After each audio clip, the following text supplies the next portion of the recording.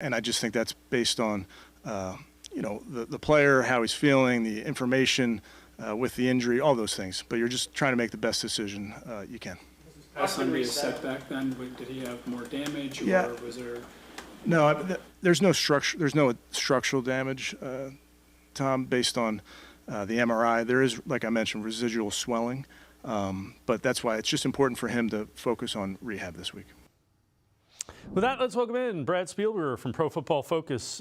Brad, normally it's a pitcher's injury, and when you say 4 to 6 weeks, they don't throw. So it's a bit of a head scratcher with this one. It certainly is, yeah. I do think with pitchers, they put even more strain and more stress on their throwing, arm, shoulder, elbow. Obviously, we had Brock Purdy with a pitcher-type injury this offseason, and he was far ahead of schedule. But you are still throwing, a ton in practice and throughout the week. And I think you saw in this past game, ignoring some of the turnovers, although maybe the second one was a factor, Watson struggled to generate velocity on his throws. And that second interception was obviously just well short of his intended target. So, it's tough. I think he's trying to play through it. But, yeah, you saw, I think, on the film, he could not get as much zip on the ball as he's used to. Yeah, and again, if a guy doesn't feel he can throw, you can't put him out in an NFL game as a quarterback if he feels like he can't drive the football. It doesn't make any sense. I think it's the right decision. And you can't put a timetable on it. He can play when he's able to throw the football like an NFL quarterback.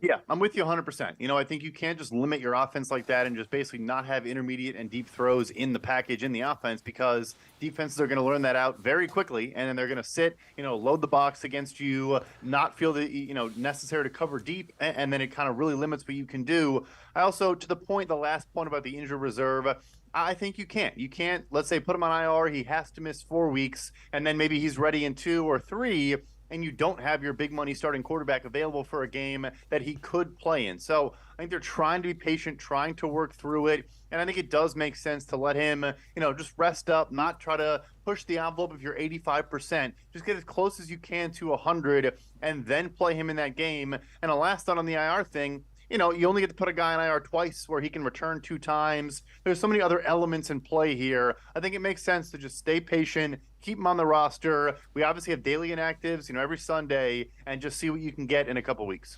So the Browns made a move they needed to make. They signed P.J. Walker to a 1-year contract, signed him to the active roster. They also signed running backs Nate McCrary and Jordan Wilkins to the practice squad. They're banged up at running back. Kevin Stefanski on what P.J. Walker has shown him from the quarterback position. Operating, getting us in and out of plays, and has made some big plays when we need them in every single one in his games. We've had to make a play, and he's made them. I think every quarterback's different. I think if you're worth your salt as a coach, you do what your quarterback does best. So we always talk about that based on who's in there and that type of thing. But that's really what you have to do. Now, to say that you have a huge departure either way, that's why you hope to have enough offense that you can pivot in game, so to speak. So we'll get to Walker in a minute. He brings up an interesting point. He was asked, does it alter your game plan? Think about the challenges as a play caller and an offensive coach he's had. No Nick Chubb. That dramatically changes what you can do offensively. Then no Deshaun Watson. So now, and you haven't had Jack Conklin. There have been a lot of hurdles that you have to adjust to and clear. 4-2, and I know it's defensive driven, but you're still finding a way to get points and win games. And you lose Jerome Ford during this game as well, and unfortunately he's out for a couple weeks. And yeah, it's great to have Kareem Hunt, and he does know the offense is a seamless fit. But I think Ford was clearly, working as the number 1 in the pecking order, even if it was 1A and 1B. Yeah, Stefanski deserves a lot of credit. You said a lot of it is defense. They're still, top 12 in the NFL in EPA per play and a couple other metrics you look at. They're able to stay on schedule to a degree, even with all the turnovers they have had on the offensive side of the football. People thinking Stefanski's not working wonders right now. I don't know what else you expect. It's a tough job right now. So P.J. Walker is a guy, and I describe it this way. There are plays where you go, man, how did he do that? And then there are plays where you go, why did he do that? What have you seen from P.J. Walker? I think you covered it pretty well right there. I mean, we talked about it back when he was getting his first couple starts with this team. He is going to put some balls in danger and throw some turnover-worthy plays or outright get intercepted. But as Stefanski mentioned as well, he also can step up and make that big-time throw. We've credited him with a big-time throw. A stat for us about tight window throws, downfield, avoiding coverage. One in each game. I think one was the bomb to Amari Cooper late in the game. He can make some of those splash plays, those explosive plays that can flip the field, that can do a lot of things for you, and particularly he's stepped up late in games that have been close. So you're going to get some good and some bad. Like I think you characterized it perfectly, but so far it's been enough. I have been surprised that he hasn't run, and there have been instances where it's like, man, take the 7 or 8 yards you can and get out of bounds, and let's make it a little bit more manageable. Is that just not part of his game? He certainly can. No, maybe he just wants to trust the pocket right now, and maybe has a feeling that he should wait for things to develop and he should trust his protection. They've obviously played pretty well, but yeah, maybe that'll come in time, and he'll say, okay, now I'm not bailing from a clean pocket. I'm not, running before I should.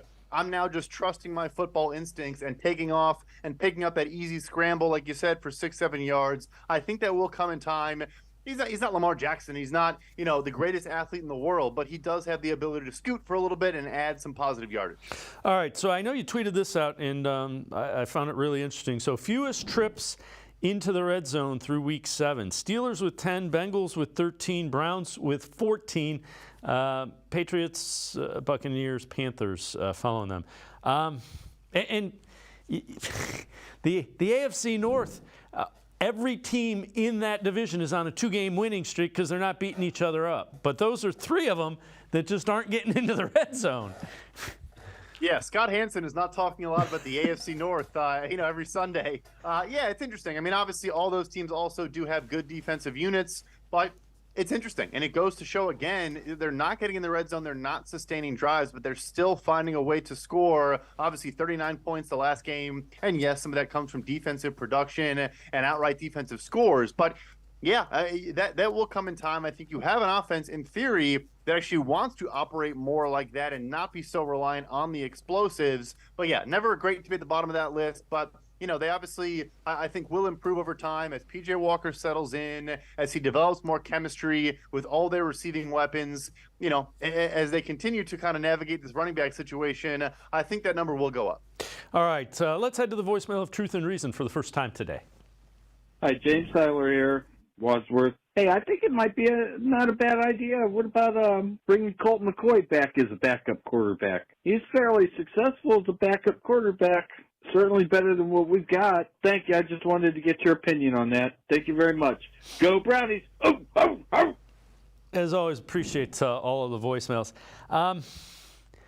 If they're going to bring in a quarterback, I think they need a guy who has some familiarity with Kevin Stefanski's system, who Kevin Stefanski is. Colt McCoy was not part of that. If they do look at a quarterback, who are some guys? I have somebody in mind, but I'm interested in some of the guys you think would be interesting. I steal your answer here. I think there is one extremely, extremely obvious option, and that is Case Keenum, who is with the Houston Texans right now. He is the number 3 quarterback behind Davis Mills and C.J. Stroud, and he probably is helping C.J. Stroud's development and growth. But now that you have a franchise quarterback there, you're probably a bit more comfortable. And Stroud goes to the podium and talks about football like he's a savant, so maybe he doesn't need that veteran guidance as much as other young quarterbacks. But he has the connection to Minnesota. They obviously did very well together during their time there. In the same boat as a Colt McCoy, an established veteran, a guy that knows this system, knows this offense, will trust what the defense gives him, will trust what Stefanski tells him to do. I think if you are going to make a trade, that one jumps out to me as a guy that could be available as a number 3 and makes a ton of sense otherwise. Yeah, I wasn't even thinking of that one. That was really good. The guy that I keep fixating on is Teddy Bridgewater. He's in Detroit. They're probably not going to give him up because they're doing really well, and he is backing up Jared Goff. But he's another guy that has some ties to Kevin Stefanski, who Stefanski I know thinks highly of. That's a good shout. Yeah, it probably depends on the health of Hendon Hooker, the rookie they took this year, recovering from the torn ACL.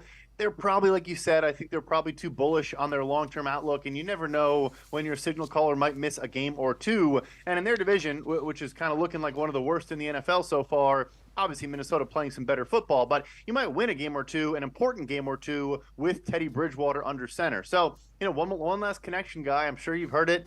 I don't know if Washington's going to do it, because especially with Sam Howell not playing great as of late, but of course Jacoby is sitting out there as well. Yeah, all those would be interesting, but again, you're going to have to give up something to get them. We'll see if the Browns feel so inclined to do so. Brad Spielberger and I are going to step aside, take a quick timeout. A couple of Browns honored by the AFC. We will talk Players of the Week. Sports4CLE. We'll be right back. Stay with us. This is the 50, 100, 500 scratch-off from the Ohio Lottery, a much cleaner way of winning. We precision-crafted 3 perfect increments of cash, $50, $100, and $500, and created the only game that pays exclusively in those increments, hence the clever name. 50, 100, 500. Ideal quantities for dining foods, clothing wear, or stereophonics.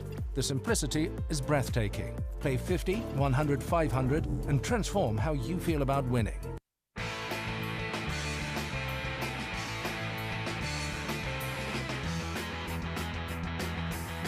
We continue talking Browns with Brad Spielberger from Pro Football Focus. Well, this is one of the least surprising Defensive Player of the Week winners this year and probably the last couple of years. Myles Garrett named the AFC Defensive Player of the Week. 9 tackles, 2 sacks, 2 forced fumbles, a pass deflected and almost intercepted, and a blocked field goal. And Dustin Hopkins, for the second week in a row, the AFC Special Teams Player of the Week, had 15 points, 4 for 4 for field goals, 3 of the 4 over 50 yards, including a career-long 58-yarder, 3 of 3 from point afters as well. Second week in a row he won it. Now, it's the first time the Browns have had AFC Players of the Week in 2 of the 3 categories since Pepper Johnson and Eric Metcalf did it Week 8 of 1994. Kevin Stefanski on Garrett and Hopkins winning that honor. Very well deserving. So whoever votes on that, they got this one right. Dustin's been awesome. I enjoy having him around. Good person, fits really well with our team. He was a game captain last week. The guys made him a game captain, and then he came through and played like that, kicked like that. And then Myles, I mean, yeah, I'm running out of. You guys are the wordsmiths. He's doing things that not many humans can do. Brad, I know you grade and you watch and you do that. Hopkins has been outstanding. I thought it was a good signing. He's been even better than I thought he would be, especially from 45, 50 plus. I mean, that is, in theory, why you draft a young kicker, is you want that extra distance. It's not so much about are they good from 40 and in. It's can we add that extra element to our team. But, hey, didn't work out. That's okay. You make a trade. Maybe some people kind of, against that move wanted to have patience. For Hopkins to come out and make this many deep kicks and effectively, in a way, there's a butterfly effect, but borderline win the game, for Cleveland because he's able to connect on so many bombs. It's massive. I mean, you could argue the trade already because of one swing win, was probably worth swapping late round picks and bringing Hopkins in. That was a huge, huge performance. And of course, can't forget Myles Garrett with his 96 pass rush grade. One of the best games I've ever seen a guy play in my life. Yeah, he's putting together a defensive player of the year kind of season. Now he's got to keep it up. And the first 7 have been really good. He sure is. Yeah, you got to keep it up, like you said, and win some games. But, I think these awards are always narrative awards as well. And if his team makes the playoffs and has Deshaun Watson play half the games, who else is why is that the case? Because of Myles Garrett. That's why. So I think that narrative and all that does help his case. But yeah, ignoring that, just his production so far alone should have him squarely in the conversation. All right. So let's head back to the voicemail of Truth and Reason. Hi, Dave. This is Danielle. Love your show. I just got a question. With Ford being hurt now and Chubb being out, I know we got Kareem back, but do you guys think that we will make a trade possibly for Derrick Henry? Tell me what you guys think. Woof, woof, go Brownies. As always, appreciate all the voicemails. I don't know. The Titans appear to be sellers. They certainly like Nick Chubb and want him back, but he's coming. That's a pretty significant injury. What are your thoughts about Derrick Henry? I think it's possible. I do think he is a player that is probably available for a trade in the final year of his contract. Yes, he has a $10.5 million salary with the prorated portion of that remaining, about $6.5 million. But I think Tennessee would also be willing to eat some of that remaining salary. What you do is you convert it into a bonus, you keep it on the incumbent team's books, and then you get more of a trade return because you make it cheaper for the other team contractually to bring him in. And maybe Tennessee is also open to doing that. I think Cleveland's going to be aggressive. I don't know if it's Derrick Henry specifically, but obviously they added some guys to their practice squad, and maybe they do make a splash because the fact he's a pending free agent, I think the selling point is, look, Nick Chubb's our long-term guy, but he's not playing this year. You come in, play behind a great run-blocking offensive line, maybe the best in football, go out, dominate for 10 games, maybe help us make the playoffs, and then you can sign elsewhere in free agency because we have Nick Chubb back on the mend. It's pretty appealing, I would think, for Derrick Henry in that situation. But, yeah, I think the Browns, despite the injury to Watson, which maybe complicates it, but I think they are buyers at this deadline, no question. So along those lines, this is from Sports Illustrated, and trades they would like to see, and they say Henry to the Browns. They say it'd take a 3rd round and a 6th round pick.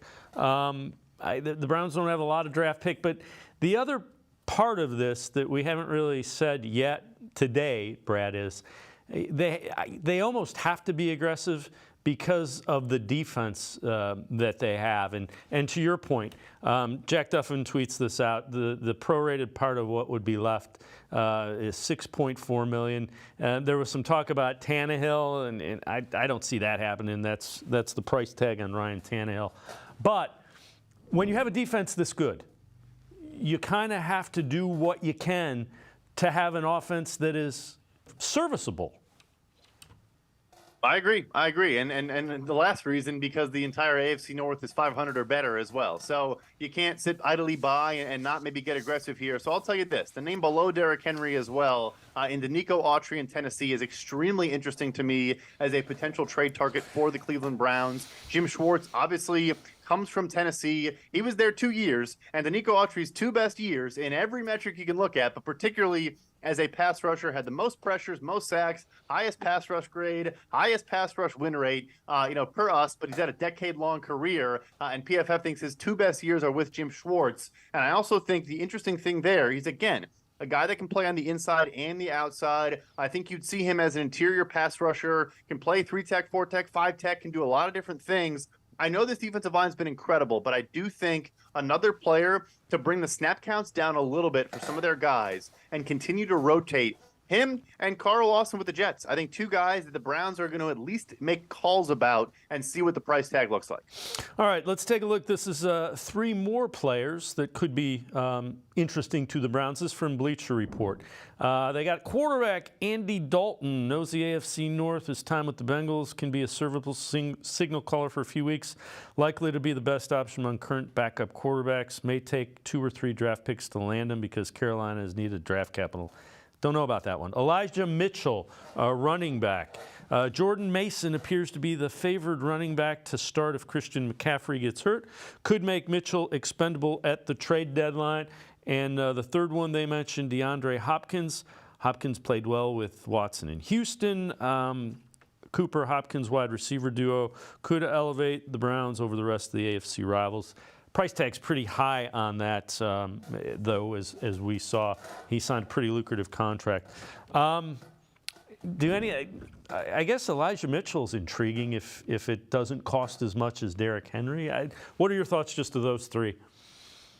Yeah, I think Dalton goes back to what we talked about with like a Case Keenum, where he needs to be there for Bryce Young. I mean, he stepped in and played well when he played. He's also on a 2-year deal for $10 million. He's not some minimum guy. And then you have a guy under contract for the following year. So I don't see that one. Elijah Mitchell, I love. That's a great shout. I think it's a very, very good idea because, as they mentioned, Jordan Mason appears to become the number 2 guy there behind Christian McCaffrey. They do have other options as well in Tyrion Davis-Price, their 3rd-round pick from last year, who gets some snaps in garbage time as well. And then, he's a good fit. He's a speedster. I think he adds a different element to the offense, but, wide zone, rushing attack, similar approach there. Don't see DeAndre Hopkins. I get it. I know the excitement there. I think he is probably available. I don't know if Cleveland is the team that's going to make the jump there. Brad Spielberger from Pro Football Focus and I are going to step aside, take one more timeout. Other side of the break, we'll take a little bit of a closer look at the Seattle Seahawks team, the Browns, getting ready to play on Sunday. Sports4CLE, we'll be right back. Stay with us. Come back to go forward. Back to learning new things. Back to pursuing your dreams. Tri-C has flexible learning options to fit your life. And every year, more than 1,000 local companies provide Tri-C students with real-world learning. The right education can boost your lifetime earning power by hundreds of thousands of dollars. Start now with a college education you can afford. Tri-C, where futures begin.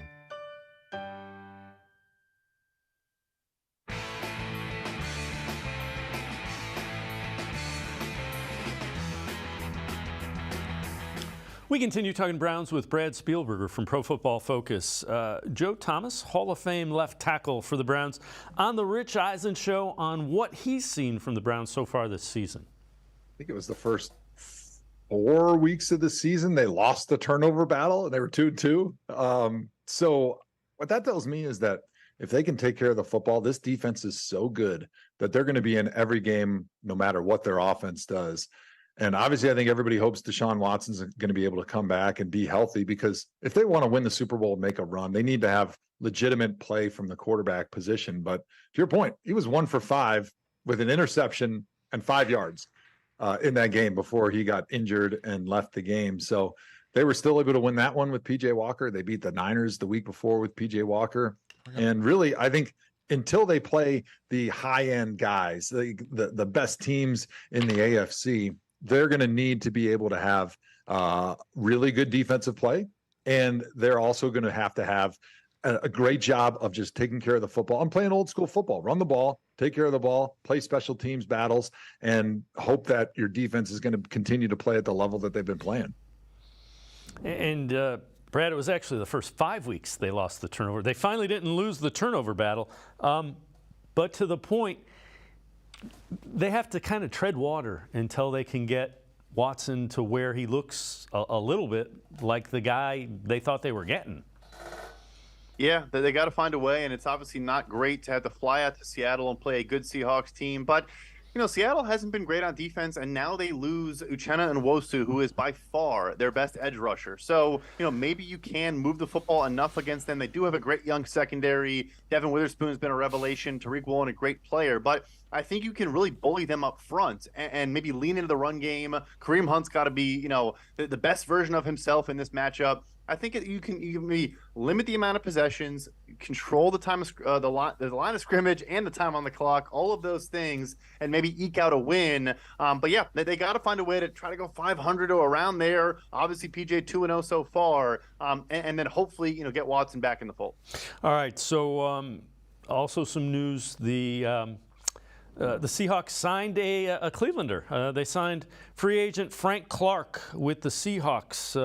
Assuming he passes his physical, he will be added to the 53-man roster to replace the injured guy that you mentioned. And he could very well be in uniform and playing against the Browns on Sunday. He certainly could. This is some good agenting at play here. I think when he got released, everyone just assumed he was going to go back to the Kansas City Chiefs, and I'm sure they talked. I think he visited there. I think Cleveland also, again, I mentioned I think they're in the market for more defensive line help, and you mentioned he's a Clevelander, but he was smart. He waited it out, and I mentioned the Nwosu injury. He also was the Seahawks' second-round pick back in 2015, so of course has familiarity. It's a good signing for them. I thought they were going to have to need to potentially trade for another edge rusher, even with Nwosu on the roster. So this makes a ton of sense for both parties. If he does play, though, I don't think he's going to make a massive difference, at least in his first game with the team. he's also kind of a guy that hasn't been the same player the last couple of years. But yeah, they needed to do it, and hopefully it doesn't impact Cleveland too much this Sunday. All right, let's take a look at the blocking grades for the Seahawks offensive line, and you see them. They're just not very good. I don't want to. I don't know how else to describe them. How much has this offensive line? And keep in mind, Kenneth Walker's an outstanding running back, but how much has that line struggled? Yeah, it has struggled. They have had injuries. So the guy at the bottom of the list there, and Charles Cross, their left tackle, I think is a very good football player, but he missed about a month with injury. And I do think that grade will go up, although your grade generally does not go up when you line up across Myles Garrett for 40-plus snaps throughout a game. So, that's going to be a big matchup. And, for Seattle's, hopes that they hope they get a better version of Charles Cross. But no, on the interior in particular, I think you're going to see a lot of Garrett getting kicked inside again, maybe doing some Allen Iverson type stuff. But obviously Shelby Harris and Dalvin Tomlinson, Zadarius Smith, etc. I think you attack the interior of this offensive line in particular. I think that's how you win on Sunday. All right, so let's take a look at some of the grades for the skill position players. And a guy who is really, Jake Bobo had probably one of the best catches of the year. You see his grade. Geno Smith playing pretty well, Noah Fant. And you see Charbonnet has not played as much, has been a little banged up. DK Metcalf has been banged up. Lockett, a speed guy. When you look at the skill position guys, who has performed well? Who are some guys that the Browns are going to have to be aware of? The thing with Seattle is they might have the deepest collection of weapons across the entire NFL. I don't know if Zach Charbonnet is going to play in this game, but, two back-to-back second-round pick running backs that are very good football players. Charbonnet is as physical as they come. We'll see if he plays. Bobo's a funny story. Goes undrafted, had one of the worst combine performances you'll ever see in your entire life. And like you said, had a remarkable touchdown catch last week. The former first-round pick in Noah Fant had an awesome catch for them down in the red zone on third down. So you look at that list and you don't even see first-round rookie Jackson Smith and Jigba, who did kind of have a breakout last week, had a touchdown, had a couple other deep targets. He's been kind of there behind the line of scrimmage, Elijah Moore type guy so far, but a very talented player working his way into the fold. Long answer short, they have 6-7 good players. It's not even so much about focusing on one guy or taking DK Metcalf out of the game. He should return and play. I think it's about not forgetting about anyone and accounting for every single skill guy because they are loaded and deep. Yeah, and the Browns had some trouble with Jonathan Taylor last week. They're going to get another dose of a guy like that in Kenneth Walker. Kenneth Walker, yeah, he means business. Had a good game last week. Could not punch in a touchdown. He had 3 carries on first, second, and third and 1, and couldn't find his way in the end zone. But always a threat to break off a big gainer, and turn a normal gain into a chunk play. And generally down in the red area, can pound the ball in pretty well. So, yes, they are going to get another aggressive downfield runner, a guy that's going to make you miss in space or run right through you. They got to be prepared again, just like Jonathan Taylor last week. What are some of the matchups that you think the Browns can take advantage of against, or what do they need to take advantage of? Maybe a better way to ask it if they're going to come away with a win. Yeah, I think Denzel Ward, the top corner for the Cleveland Browns, of course, and has been again, looking pretty good. Michael Pittman complaining about his target share last week until the very end. Yeah, it's because you're playing against the one of the highest graded corners in single coverage in the entire NFL. I think he needs to be able to match up one-on-one with DK Metcalf and not require a ton of help over the top. And of course, you're going to get some, but really kind of take him away by himself and like I just said, let the other players take advantage of Tyler Lockett and Jackson Smith and Jigba and all those other pieces. So I think that's a huge one. And then secondly, Myles Garrett versus Charles Cross, a good young player, but if he can dominate that matchup, it goes a long way because then he might get some chip help and some added reinforcement on Garrett off the edge, and then the Browns can get one-on-one matchups elsewhere, and they should win a lot of those, no question. So both these teams are 4-2. Take a look at this Week 8 playoff leverage from Pro Football Focus, and so with a win, the Browns are over 70% chance to make the playoffs. With a loss, 50% chance to make the playoffs. And again, as you stack them on and you continue to add a win on it seems like every week we say this, but the difference between being 5-2 and 4-3 is huge.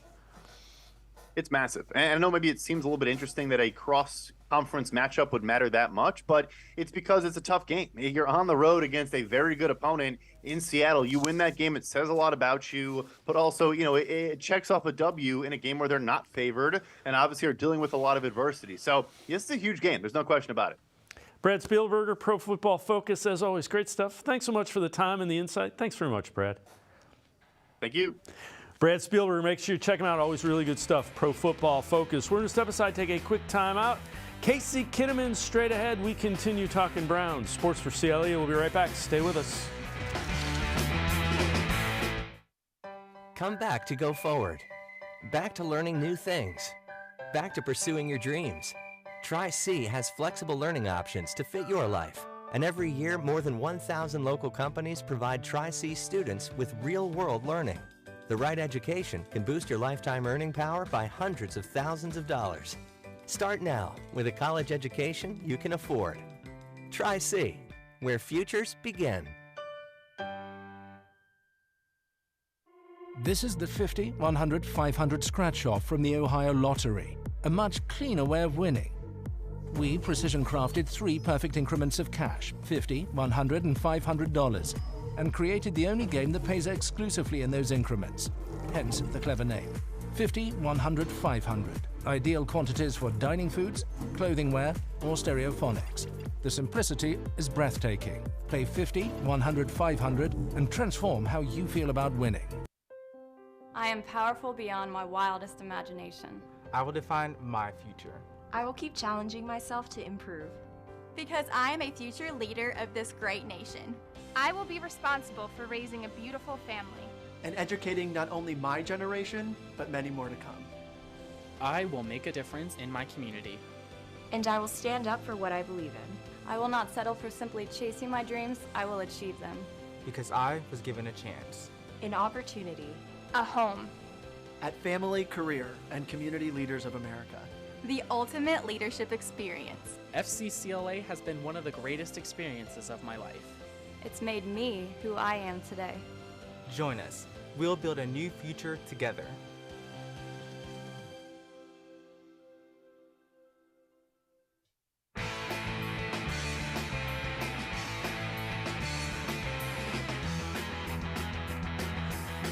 We continue talking Browns with Casey Kinnamon from Dog Pound Daily. Let's head to the voicemail of Truth and Reason. Hey, this is John Johnson from Sandusky, Ohio, which I'm a true Brown, and I love your show. I was just checking out G. Bush, and he says, with Deshaun Watson's status unclear, Browns need to trade for Jameis Winston. If that's the case, we could have got Jameis Winston before we got Deshaun Watson, because their stats are pretty much even, but I don't know. I just want your opinion. Thank you for your time. You guys have a blessed day. Appreciate it. Let's welcome in Casey Kinnamon, Dog Pound Daily Network 216. Casey, I get the idea. The idea is you want somebody who can get the ball down the field, get the ball in the hands of playmakers. That's why he's talking about Jameis Winston. I kind of lean more towards you want somebody who's familiar with what Kevin Stefanski's system is and who Kevin Stefanski knows. That's why I don't know that Jameis Winston would be the answer. Yeah, and to the caller's point, yeah, the Browns could have had Winston, because if you'd have asked 32 GMs separately, who would you rather have, Deshaun Watson or Jameis Winston, all 32 are taking Deshaun Watson. Does Winston give you a higher ceiling than what you have now in P.J. Walker and DTR? Yes. He's also pretty volatile. He's a guy that will turn the ball over a lot as well, and I don't think that would be the route that Stefanski would want to go.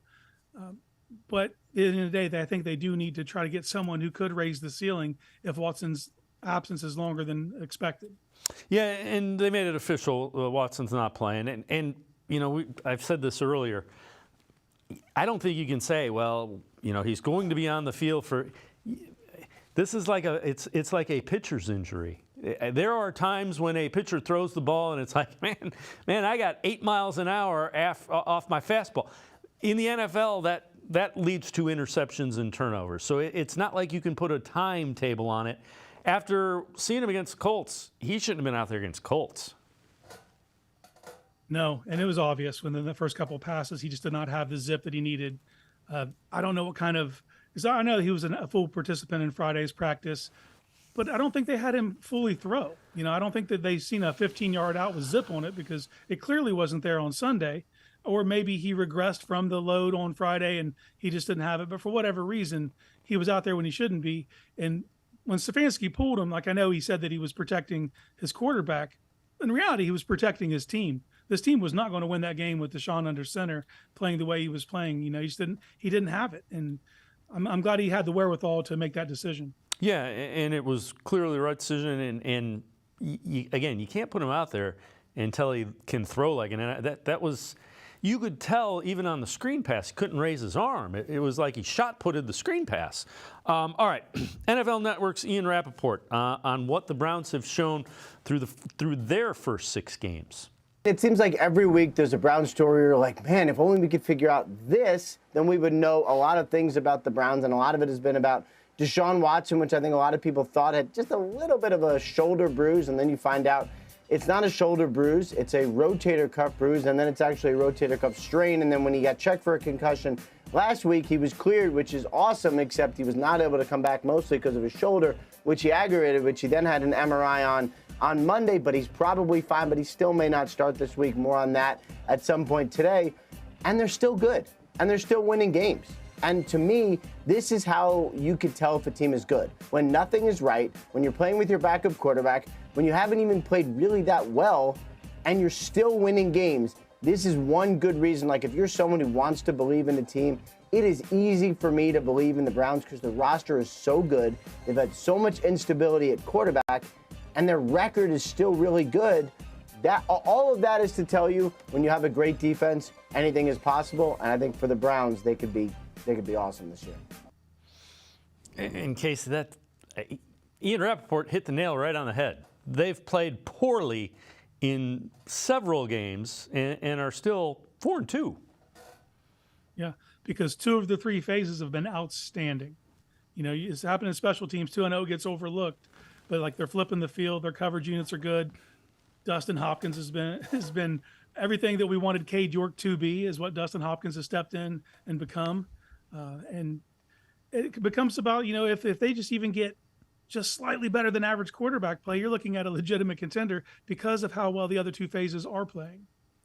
And as we say that, it leads me to believe that Andrew Berry is going to go out and get a piece. I don't know if it's going to be a wide receiver. I don't know if it's going to be a quarterback. I don't know if it's going to be a running back.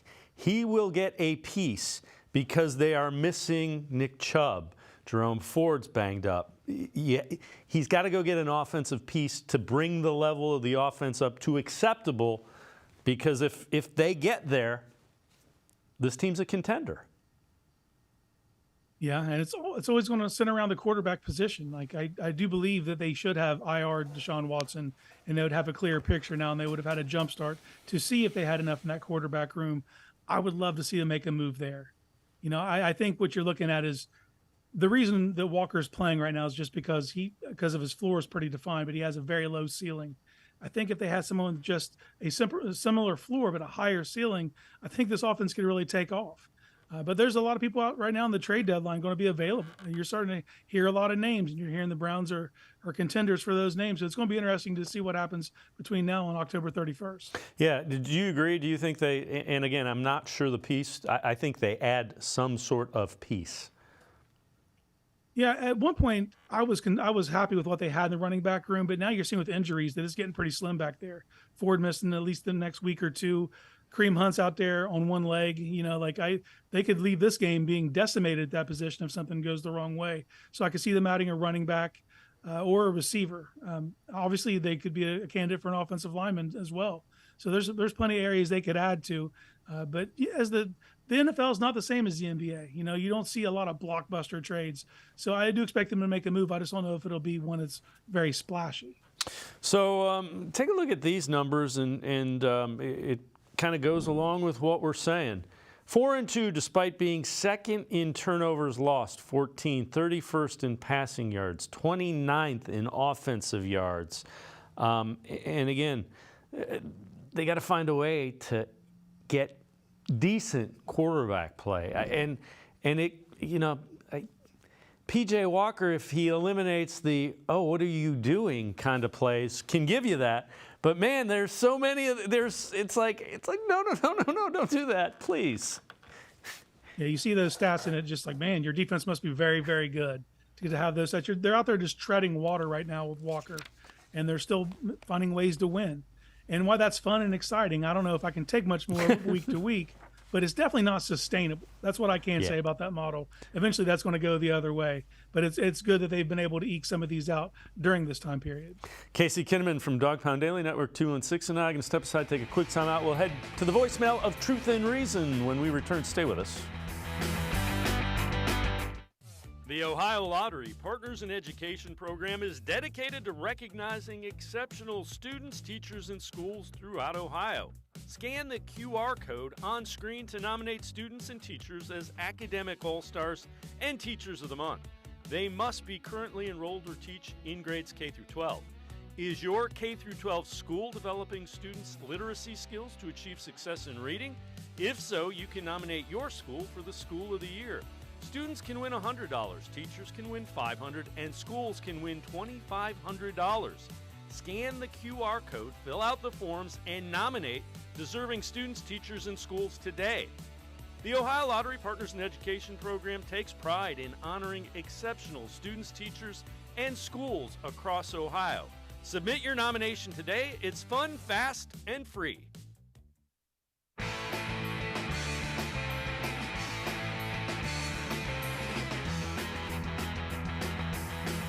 We continue talking Browns with Casey Kinnamon from Dog Pound Daily and Network 216. Let's head back to the voicemail of Truth and Reason. Hey, what's up, Dave? It's Taylor. The Browns haven't won 2 games in a row due to P.J. Walker's outstanding quarterback play. We all know that the defense and special teams have been carrying this team. P.J. currently has a 50% completion rate with 3 INTs and no touchdowns. DTR has a much higher ceiling and couldn't be any worse than PJ with 3 games of experience in weekly preparation. Do you think we should allow him to get this invaluable, much-needed experience if he's to be our long-term solution as the backup? Thanks for taking my call. Go Browns. As always, appreciate all of the voicemails. Casey, I get the thought, but again, you can't go with a guy that hasn't played. You need a guy that's seen most of what he's going to see because your defense is so good. Yeah, this isn't the time to get a guy some reps like that. Like I disagree with the caller. I think it could be much worse if DTR plays, and I think that that's the reason that Walker is playing is because of his floor is higher than what DTR's is. I do believe that DTR could have a higher ceiling, but I think the variance is too great. And I think after they got scared after what they saw in Baltimore. Now, a lot of that has to do with game plan, and he was set up to fail. So I'm not trying to put it all on him. And I do believe that they still believe in his viability as the long-term backup. But his floor is too low right now to send him out there against another NFL team. So, yeah, and unfortunately, because of the situation, he's going to eat a roster spot. They can't subject him to the waivers to get to the practice squad. So he's just going to sit there and eat a roster spot. But he's not a viable option to play right now, which leads me to believe that they need to make a move at that position because we're just a bad hit away from Walker being out and you being stuck with DTR right now. Yeah, and again, it's tough, without question. These are Week 8 quarterback rankings for CBSSports.com. So they have Geno Smith ranked 16th, Bryce Young 27, Tyson Bagent 28, Desmond Ridder 29. P.J. Walker is 30, ahead of Will Levis, who hasn't taken a snap yet, and Zach Wilson. Walker's gone 2-0 in relief, but it's credit to his teammates. He struggled to complete half of his throws. And again, you almost want to see him simplify things. I almost want him to do, all right, 2 reads and then get us 4 or 5 yards, run. Yeah, limit the high degree of difficulty throws. That's what I would say, And unfortunately, it's going to force you to play in a phone booth, but the long shots down the field haven't been working out. And there's still plenty of people running open on the underneath. Just take advantage of that. And I would like to see him use his legs more. Just move the chains, keep it moving, and play a field position game because with this defense, you can win in that fashion, and it limits the turnovers. I think that's the major part. But shout out because they finally won the turnover battle. Yeah. And they still committed to. I think that's probably the floor we're looking at. Keep the turnovers 2 or under and hope the defense can make up the difference. All right, so this is receiver tracking metrics for the season, so 2023 season. X open catch, open score, Y axis is catch score. And what you see here is Elijah Moore's been open a lot and not getting the ball a whole lot. He's the one in the orange on the right-hand part of the screen, kind of in the middle. Is Amari Cooper. Donovan Peoples-Jones also in that middle section. But again, it kind of illustrates, I thought they did a little bit better job getting the ball and making Elijah Moore more of a factor against the Colts. I think that's something else they can utilize better. Yeah, it's just got to be frustrating for him because he's been reduced to the same thing he was in New York. He's just running routes and doing cardio every Sunday. That's all he's really getting in, not getting many looks. And he's open. There has to be more of a concerted effort to make him a central focus of the passing game, especially in that intermediate level, because he's running these crossers wide open across the field, and he's the guy that can really do damage after the catch. So give easy opportunities, get him to go north and south, and I think he's primed to break one. And it would just kind of jumpstart this offense and give it another dynamic that they currently haven't shown. Well, we've talked a lot about the offensive line, and things have been improving. Take a look at Ethan Posick, his last 3 games. 92 pass blocking snaps, 0 sacks allowed, 0 pressures allowed. And from the center, that is huge.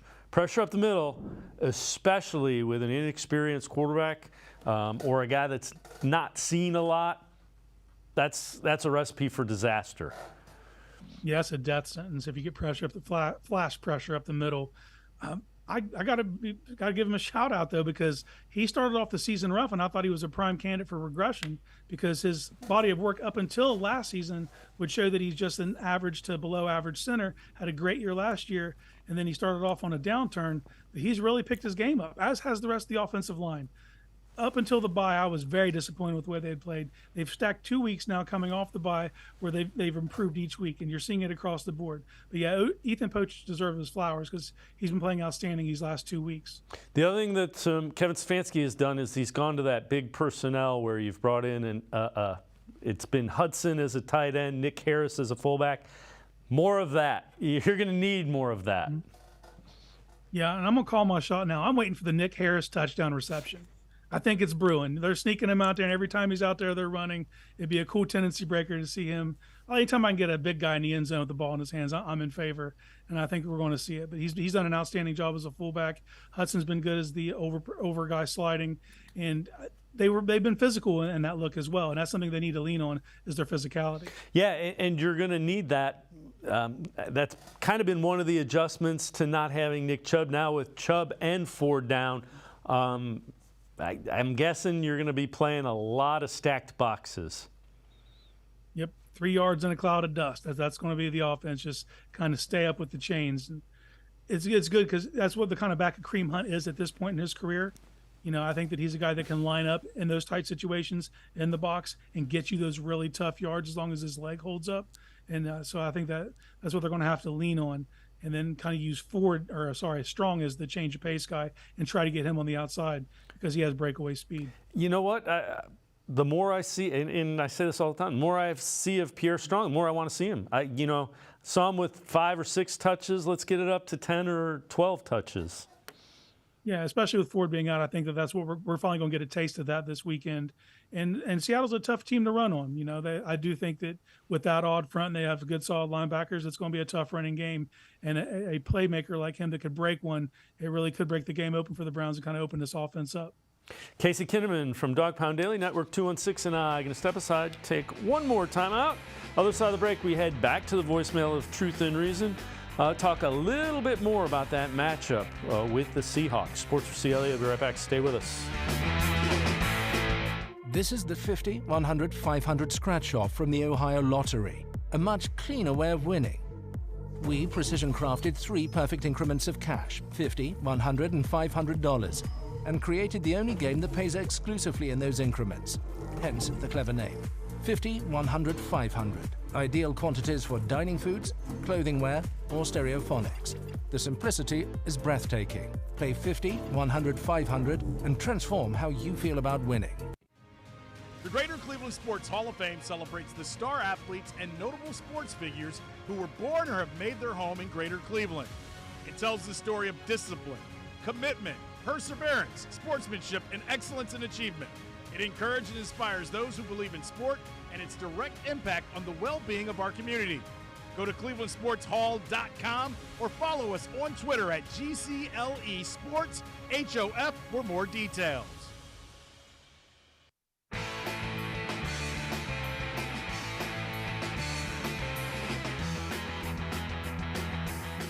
We continue talking Browns with Casey Kinnamon from Dog Pound Daily and Network 216. Let's head back to the voicemail of Truth and Reason. Hey, Dave Frank from Cleveland. One thing, everyone talking about trading for Cordell Patterson and all this. We got plenty of talent on the roster. We don't know how to use it. Why go out and get some more when you don't even know how to use the talent you have already? All right, love you, brother. Be safe. You know it's a jungle. Be careful out there. Love you, man. As always, appreciate all of the voicemails. Casey, I get fans' frustrations, and the thing is, you're now on your third string running back. You're on your second quarterback, your second tackle. Every time one of the key guys goes down, you got to adjust and tweak your playbook some. And what P.J. Walker does as a strength is very different than Deshaun Watson. And what now Kareem Hunt is different than Nick Chubb, is different than Jerome Ford. So all of those things are kind of interrelated. But, yeah, they haven't done a great job of particularly in the passing game. Yeah, their lack of utilization of personnel is definitely glaring. And I do agree this is a talented team, but the thinner you get, you might have to make some additions here. I do think that they should definitely be in the trade market as this thing comes down to it. I don't know what's going to be available to them, what they're going to have to give up. I know this is a team with multiple 5th, 6th, and 7th rounders, so I would assume if they do make a move, they're going to utilize those picks right there. But they gotta do something to get a spark on offense, because the other two phases are playing outstanding, and you're going to waste that. And this is a season that you have to be all in, regardless of injuries. You can't just pack it in because your quarterback's throwing shoulders out. You got to make adjustments. You lost Nick Chubb, you got to make adjustments. And if that means bringing people in, that's what it means. Yeah, and to your point, when you have a defense that's playing like the Browns defense has, you have a chance to beat anybody. Yeah, that's how outstanding they've been. Now, it's unreasonable for us to expect them to stay historical the entire season, but like week in and week out, if you can just get to that 24-point mark, you're going to win the vast majority of your games. And that's not a super high bar, but you got to find ways to get there. And, luckily last week, Myles Garrett chipped in like 20 points, 2 fumbles that result in touchdowns, a blocked field goal that you kick a field goal on. I mean, you can't expect that week in and week out. So you got to do something on the offensive side of the ball to kind of raise the level of the team. All right, Seahawks coming up. That's another team that's 4-2 like the Browns. What concerns you about the Seahawks and when you look at them, what are areas do you think the Browns could take advantage of? It starts the games at Quest Field. That's where it has to start. That's a hard place to go in and win for a visiting team. They provide problems. Like, they have an odd man front, which the Browns have not handled well yet this year. But they're not overly talented up front. But their linebackers are solid. Their corners are outstanding. Weatherspoon and Reek Woolen, those are really good safeties. They run a 3-safety look. I think the place that the Browns can really take advantage of, though, is that Seattle offensive line.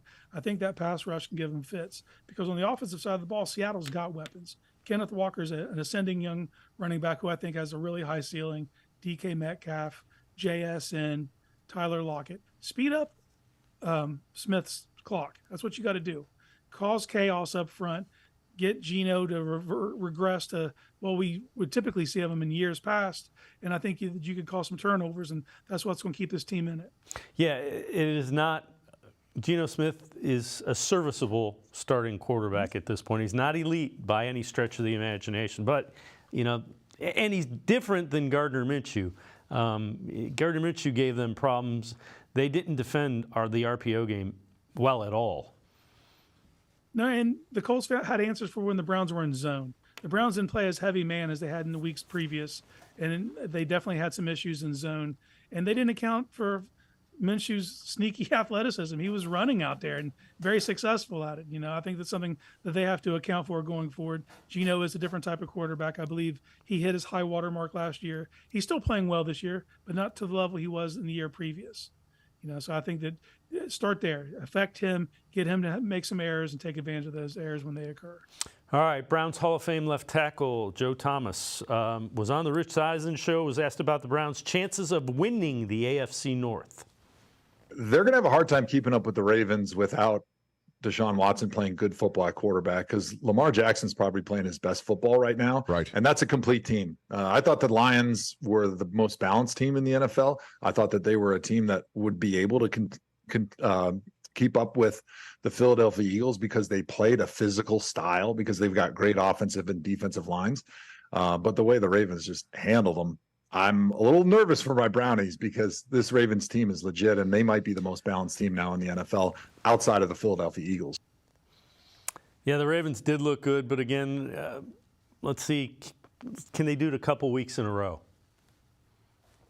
Yeah, the Ravens are just well coached. I think that's what that comes down to. So they're going to be a tough out week in and week out. Some weeks they don't play as well, but when Lamar is firing, they're almost unbeatable. Just because if he's efficient throwing the ball, and given on top of that what he already does with his legs, it's going to be a tough ask to do week in and week out. But they are beatable. That is a team that is beatable.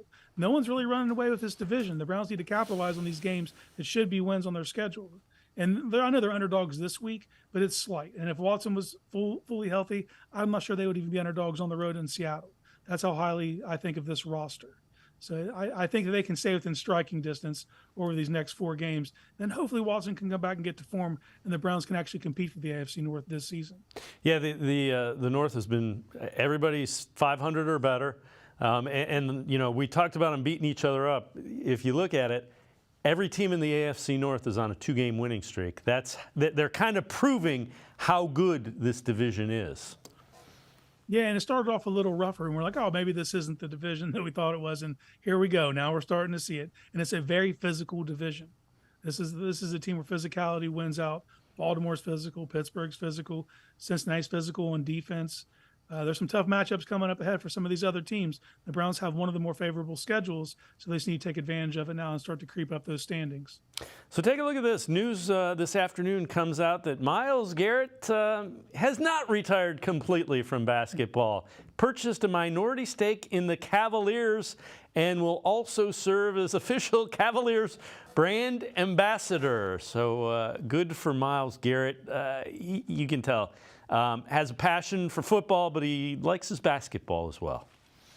Yeah, loved it more growing up than he did football. And good for him and good for the Cavs. This is a home run for both, to get someone like Myles in the fold as a brand ambassador. And hopefully it just keeps Myles in Cleveland that much longer. That's something I think we could all agree we'd love to see. Yeah, he is, we've talked about it. He's putting up, if he has a couple more games like he did last week, and I know that's a stretch, couple more like that, he puts himself into the conversation for MVP like J.J. Watt did a few years back. Yeah, and normally it'd be just ridiculous to make a statement. If he pulls off another game like that, but he's a guy who's 100% capable of pulling off games like that.